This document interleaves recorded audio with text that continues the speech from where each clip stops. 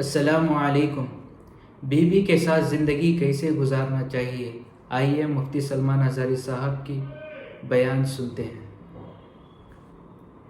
تو ہو سکتا ہے تم کمپنی کے سیٹ ہو، تمہارے ہاتھ کے نیچے 100 ملازم کام کر رہے ہوں، لیکن گھر میں جاؤ تو سیٹ نہیں، شوہر ہی بن کے جاؤ۔ ہو سکتا ہو تم استاد ہو باہر، تم ٹیچر ہو، تمہارے سینکڑوں کی تعداد میں شاگرد ہوں، گھر جا کر کے بھی ٹیچر ہی نہ بنو، گھر جا کر کے بھی پروفیسر ہی نہ بنو، بلکہ گھر میں تم اپنی بیوی کے ساتھ تم شوہر ہی ہو، تم کمپنی کے سیٹ باہر، تم استاد باہر، لیکن خاتون کے ساتھ شوہر والے سلوک میں یہ ہونا چاہیے۔ کبھی عورت تمہارے ساتھ مذاق کر لے تو اس طرح بگڑنے کی ضرورت نہیں کہ بعد لوگوں کے متعلق یہ سنا ہے، وہ کہتے ہیں باہر 200 لوگ میرے ہاتھ کے نیچے کام کرتے ہیں، تو کیسی عورت ہے، تجھے بات کرنے کی تمیز نہیں، باہر جانتی ہو میرے کتنی عزت ہوتی، باہر جانتی ہو لوگ مجھ سے ٹائم لیتے ہیں بات کرنے کا، اور تو میرے ساتھ تو تڑاک کرتی ہے۔ میرے عزیزو، اللہ تعالیٰ نے اسے تمہارا ہمراز بنایا ہے، شریک حیات بنایا ہے، لائف پارٹنر ہے، اس کو اتنا اختیار دیا کرو جتنا تم اس کے ساتھ اختیار رکھتے ہو۔ یہ میرے آقا صلی اللہ علیہ وسلم کی زندگی پاک، گھریلو حالات کی خوشگوار زندگی حضور کی میں بتاؤں۔ ماں عائشہ صدیقہ رضی اللہ تعالیٰ عنہا ایک کنواری عورت ہیں، باقی حضور صلی اللہ علیہ وسلم کی ساری ازواج مطہرات جتنی بھی آئیں یا تو بیوہ تھیں یا مطلقہ تھیں۔ حضرت خدیجہ رضی اللہ تعالیٰ عنہا سب سے پہلے نکاح میں آئی حضور صلی اللہ علیہ وسلم کی۔ حضرت خدیجہ بنت خویلد مکہ کی مشہور خاتون تھیں، آپ کے اخلاق کی وجہ سے پورے مکہ والے آپ کو طاہرہ کہتے تھے، آپ کا لقب طاہرہ تھا۔ آپ کا نکاح پہلے ابو حالہ نام کے ایک شخص سے ہوا، ان کے انتقال کے بعد عتیق نامی ایک دوسرے شخص سے ہوا، پھر اس کے انتقال کے بعد 2 شادیاں آلریڈی ہو چکی تھی آپ کی، پھر آپ کی عمر 40 سال کی ہوئی۔ رسول کریم صلی اللہ تعالیٰ علیہ وسلم نے اپنی زندگی پاک میں پہلا نکاح اپنی 25 سالہ عمر میں 40 سال کی بیوہ خاتون سے نکاح فرما رہے ہیں۔ حضور پاک صلی اللہ تعالیٰ علیہ وسلم کا یہ نکاح بڑی سادگی سے ہوا، اور حضور اکرم صلی اللہ تعالیٰ علیہ وسلم پر سب سے پہلے ایمان لانے والی بھی آپ کی شریک حیات خدیجہ رضی اللہ تعالیٰ عنہا ہی ہیں، وہ ام المومنین سب سے پہلے ایمان لانے والیوں میں سے ہیں۔ حضور صلی اللہ تعالیٰ علیہ وسلم کے ہر مقام پر وہ سپورٹر رہی ہیں، آپ کی حمایت کے لیے کھڑی رہی۔ حضور اکرم صلی اللہ تعالیٰ علیہ وسلم ان کا دل رکھنے کے لیے ہر ان کی خوشی کا خیال فرمایا کرتے تھے، ان کی خوشیوں کا خیال فرمایا کرتے، اور سیم یہی حضرت خدیجہ کی۔ میں کہتا ہوں شادی سے پہلے ہر نوجوان کو چاہیے کہ میرے آقا صلی اللہ علیہ وسلم کی ازدواجی زندگی کو بھی پڑھے۔ یہ نہیں کہ تم مرد ہو تو ساری خدمات تمہارے لیے ہونی چاہیے اور تم عورت کے لیے کچھ نہ کرو۔ جیسے کہ بعض لوگ جب بھی عورتوں میں خطاب کرتے ہیں، بیان کرتے ہیں، تو سب سے پہلے عورتوں کو یہی بتایا جاتا ہے مرد دن بھر تھکان سے چور چور گھر میں آئے تو تم اس کو مسکرا کر کے استقبال کرو، یہ عورت کے اوپر فرض ہے، تم اس کو مسکرا کر استقبال کرو، اس کی تھکان چلی جائے تمہیں ایک صدقے کا ثواب ہے۔ میرے عزیزو، یہ گاڑی کا پہیہ ایک ٹائر سے نہیں چلتا، تم ساری مسکراہٹ صرف عورت ہی کے اوپر تھوپو گے۔ یہاں پر تمہیں یہ بھی کہنا ہوگا، ہو سکتا ہے کبھی دن بھر کی تھکان عورت کو بھی ہو جو صبح سے شام تک کام کر رہی ہو، تم آ کر کے اسے بھی مسکرا کر کے کہو دن بھر آج تمہیں زیادہ تھکان ہوئی ہوگی۔ ہمیشہ میاں یہ کیوں چاہتے ہیں کہ میری تھکان وہ پوچھے؟ نہ، بلکہ آپ خاتون کی بھی مزاج پرسی کریں، یہ دونوں ٹائر ہیں، دونوں کا بیلنس برقرار ہو۔ میں ابھی بتاتا ہوں، حضور پاک صلی اللہ تعالیٰ علیہ وسلم ہمیشہ یہ فرماتے اگر اپنی ازواج مطہرات میں سے کوئی ناراض ہو تو حضور انہیں مناتے۔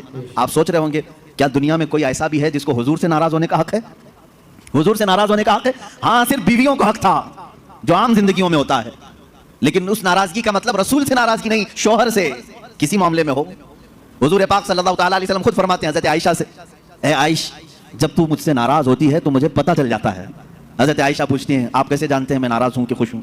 حضور فرماتے ہیں جب تو خوشی میں رہتی ہے قسم کھاتی ہے تو یوں کہتی ہے رب محمد کی قسم، اور جب ناراض رہتی ہے تو کہتی ہے رب ابراہیم کی قسم۔ یہ حضرت عائشہ کی عادت تھی، جب گھر میں کچھ باتیں اس طرح سے ہو جائیں تو کہتی ابراہیم کے رب کی قسم میں نے ایسا نہیں کیا۔ حضور فرماتے ہیں جب جب تو ابراہیم کے رب کی قسم کھاتی ہے مجھے لگتا ہے تو ناراض ہے۔ حضور مناتے یہ نہیں کہ کائنات کے آقا مولا سے تجھے روٹنے کا حق کیا ہے۔ حضور پاک صلی اللہ علیہ وسلم نے اپنے گھر میں ایک شوہر والی زندگی بھی گزار کر کے دکھایا ہے۔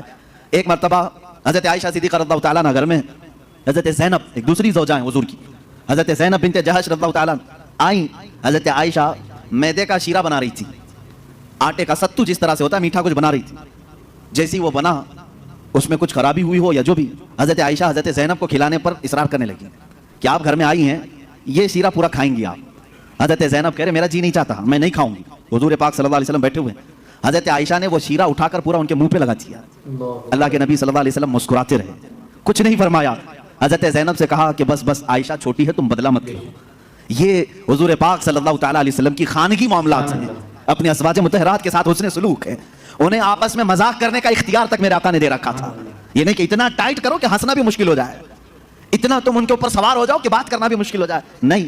رسول پاک صلی اللہ تعالیٰ علیہ وسلم نے اپنی ازواج مطہرات کو ایک خوشحال زندگی گزارنے کے گھر عنایت فرمائے تھے۔ آپ اندازہ کر سکتے ہیں ہر بیوی کے لیے الگ مکان, ہر زوجہ کے لیے الگ مکان. حضور پاک صلی اللہ تعالیٰ علیہ وسلم کی عادت مبارکہ تھی, ہر خاتون کے پاس باری باری تشریف لے جاتے ہیں, سب کے پاس برابر کا برابر وقت دیتے ہیں. حضرت عائشہ رضی اللہ تعالیٰ نے اس میں سب سے چھوٹی ہیں عمر کے لحاظ سے. میں یہی کہہ رہا ہوں کہ عورت کو تربیت دے کر کامل بنانا یہ اخلاق رسول ہے. حضور صلی اللہ تعالیٰ علیہ وسلم کی سنت پر عمل کرنا چاہتے ہو نوجوانوں, پہلے سے یہ سمجھ کر کے چلو, میرے گھر میں جن کی شادیاں نہیں ہوئی ان کے لیے کہہ رہا ہوں, جن کی ہو چکی ان کے لیے بھی پہلے سے ذہن میں یہ بات فٹ کر لو, میں اگر شادی کرنے جا رہا ہوں تو میرے گھر کوئی ایسی خاتون آنے والی ہے جس کو ہو سکتا ہے بات کرنے میں پورا سیکھی ہوئی نہ ہو, کھانے پکانے کے ماہر نہ ہو سکتا ہے وہ خاندانی معاملات کو نہ سمجھے, مجھے ہر ایک چیز کو اسے سکھانا ہوگا.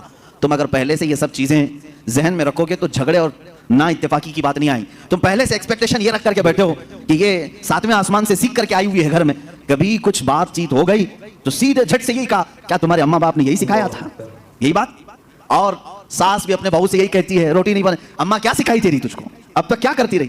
میرے عزیزو, رسول پاک صلی اللہ تعالیٰ علیہ وسلم کے پاس حضرت عائشہ جب آئی 9 سال کی عمر میں تھی, ان کی سہیلیاں کہتی ہیں آٹا گوندتے گوندتے وہ سو جاتی تھی, اسی میں سو جاتی تھی, رات ہو جاتی تھی. حضور پاک صلی اللہ تعالیٰ علیہ وسلم نے ایک دن بھی سختی نہیں فرمائی کہ عائشہ آٹا گوندتے گوندتے سو گئی, آٹے میں ہی ہاتھ رہ گئے. حضور اکرم صلی اللہ تعالیٰ علیہ وسلم نے انہیں مہ کامل بنایا. یہ اللہ کے رسول صلی اللہ علیہ وسلم کے اخلاق کریمہ ہے. عورتوں کو تم جس قدر اچھی تربیت دو گے تمہاری محبت اتنی ہی ان کے دلوں میں ہوگی اور اتنی ہی عظمت بھی بڑھے گی, اتنی عظمت بڑھے گی. اور رسول پاک صلی اللہ تعالیٰ علیہ وسلم کی اس عظیم سنت پر بھی عمل ہوگا. بعض لوگ یہ سوچتے ہیں کہ فل ہائی کوالیفائڈ چاہیے, پوری طرح سے میچور چاہیے, تو تمہارا یہ ایکسپیکٹیشن بعض دفعہ تمہیں دھوکہ دے دیتا ہے. تم جو کچھ بھی سوچ کر کے رکھے ہو وہ نہیں آئی, چڑچڑ ہو جاتا ہے, دماغ میں الگ الگ وسوسے آنے لگتے ہیں, پھر دوسرے کا خیال آنے لگتا ہے, اور پھر دوسری بھی ویسی نکلی تو کیا کرو گے. اسی لیے اخلاق رسول یہ ہے, اللہ کے نبی صلی اللہ علیہ وسلم کے پاس وہ عورتیں آئیں جو الگ الگ خاندان کی تھیں, الگ الگ مزاج کی تھیں, الگ الگ قبیلوں کی تھیں. ارے یہودیوں کے خاندان سے حی بن اخطب کی بیٹی صفیہ رضی اللہ تعالیٰ عنہا حضور کے گھر آئی, ان کے پورے رسم و رواج الگ تھے, سارے خاندانی معاملات الگ تھے, لیکن کیا کبھی وہ مس میچ ہوئی حضور کے ساتھ؟ رسول پاک صلی اللہ تعالیٰ علیہ وسلم نے ان کے ساتھ بھی زندگی کیسے گزاری. حضرت صفیہ رضی اللہ تعالیٰ عنہا حضور صلی اللہ تعالیٰ علیہ وسلم کی بارگاہ میں جب آئیں, دیکھیں حضور عدل کیسے کرتے تھے بیویوں کے ساتھ. یہ خاندان تھا بنی اسرائیل کا, یہودیوں کا. حضرت موسیٰ علیہ السلام سے جو چلا ہے وہ خاندان تھا. موسیٰ علیہ السلام کی اولاد وہ مدینہ طیبہ میں تھی, انہی کی خاندان سے حضرت صفیہ آئی تھی. جب شادی ہوئی تو عورتوں میں آپس میں باتیں ہوتی رہتی ہیں, سوتنوں کے معاملات رہے. حضور کی ایک زوجہ حضرت عائشہ ہیں جن کے باپ صدیق اکبر ہیں, ایک زوجہ حضور کی حضرت حفصہ ہیں جن کے والد عمر ابن خطاب ہیں رضی اللہ تعالیٰ عنہ. ایک حضرت ابو بکر کی بیٹی حضور کے نکاح میں ہے, ایک حضرت عمر کی بیٹی حضور کے نکاح میں. یہ دونوں ملتی تھیں تو بڑی لمبی باتیں بھی ہوتی تھیں, خاندان ایک تھا. ان کے بیچ میں حضرت صفیہ آ گئی, الگ خاندان کی, یہودی خاندان سے آئی تھی لیکن حضور کے نکاح میں آئی تھی. حضرت صفیہ کو دونوں چھیڑنے لگیں, کیا کہہ کر کے کہا کہ صفیہ ہوئی بن اخطب ہے نا تیرا باپ, یعنی یہودیوں کے قبیلے کا سردار ہے. حضرت عائشہ کہتی ہے میرے باپ تو صدیق اکبر ہیں. حضرت حفصہ کہتی ہے میرے باپ تو عمر ابن خطاب ہیں جن کی نیکیاں حضور نے اس طرح فضیلتیں بیان فرمائی. حضرت صفیہ کے دل میں تھوڑا سا وہ لگا کہ یہ دونوں اپنے اپنے باپ پر فخر کر رہی. حضور پاک کے حجرے میں آئیں, غمگین تھی. اللہ کے نبی صلی اللہ علیہ وسلم نے پوچھا صفیہ کیا معاملہ ہے؟ کہا عائشہ بھی اور حفصہ بھی تانا مار رہی ہیں. کہا کیا کہا انہوں نے؟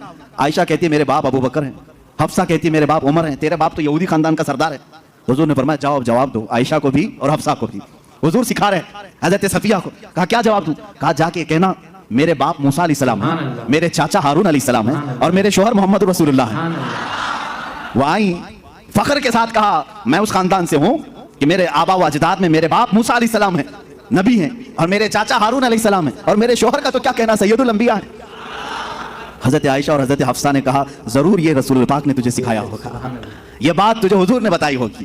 یہ گھریلو زندگی تھی میرے آقا صلی اللہ تعالیٰ علیہ وسلم کی.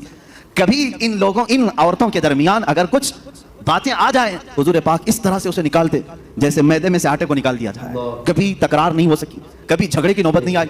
2 بیویوں والا جانتا ہے کہ اسے سنبھالنا کتنا مشکل ہوتا ہے. ہاں ایک عظیم جنگ میں وہ اترا ہوتا ہے, ایک طرف انڈیا ایک طرف پاکستان, بیچ میں بارڈر میں وہ کھڑا رہتا ہے, ایک ہاتھ اس کے پاس ایک ہاتھ اس کے پاس, پتہ نہیں کون سا ٹوٹے کون سا بچے. لیکن اللہ کے نبی صلی اللہ تعالیٰ علیہ وسلم 11 ازواج مطہرات کے ساتھ رہے اور سب کو برابر انصاف کے ساتھ رکھا. کبھی کسی خاتون سے کوئی جھگڑا یہ کسی حدیث میں نہیں ملتا. ہاں ان کے درمیان جو باتیں ہوتی تھی وہ تفریح قلب کے طور پر ہوتی, تفریح قلب کے طور پر, دل کو بہلانے کے طور پر. السلام علیکم.